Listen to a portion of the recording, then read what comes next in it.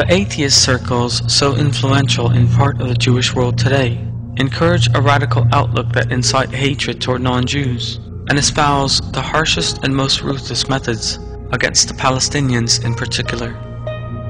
The conditioning by these circles is especially influential in certain circles within the State of Israel, and plays an influential role in the increasing conflict and tension in the region.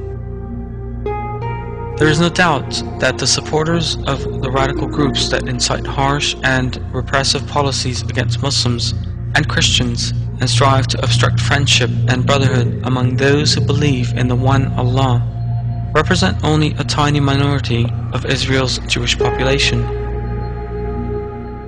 But there is a culture of radicalism that intellectually nourishes this minority, and this continues to pose a threat both to the Middle East and to world peace.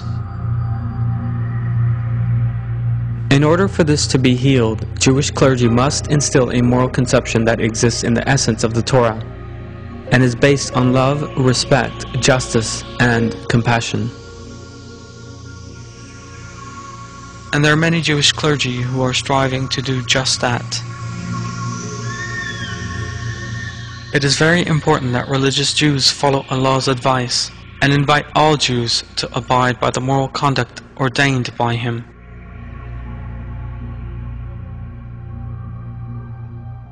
As with Christians and Muslims, Allah has commanded the Jews to defend justice, honesty, and the rights of the innocent, and to live by peace and love. Therefore, certain elements of radical Jewish fanaticism contradict other passages from the Torah, such as, "Who stops his ears against plots of murder, and shuts his eyes against contemplating evil?" It must not be forgotten that no ideology that sanctions violence and aggression and disrupts law and order can succeed. Violence always brings only loss.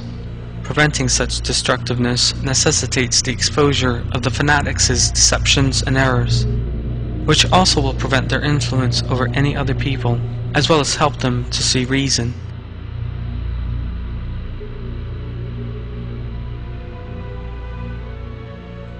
Peace-seeking citizens of Israel, as well as Jews living in other countries today, oppose radicalism, and this is a highly significant development.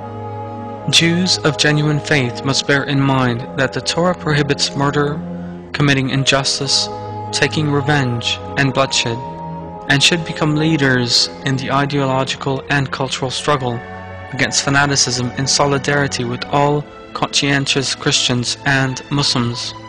It must not be forgotten that Jews and Muslims have suffered the greatest damage in their history at the hands of irreligious ideologies. The Torah is full of accounts of the cruelty inflicted on Jews by idolaters. The genocide and tyranny against Jews by atheists is well documented, e.g., the Nazis and Stalin's officially encouraged anti-Semitic racists and communists. These irreligious forces hated and terrorized Jews because of their faith in Allah. Muslims and Jews must join forces against these anti-religious entities and disregard the radical propaganda that could prevent such an alliance.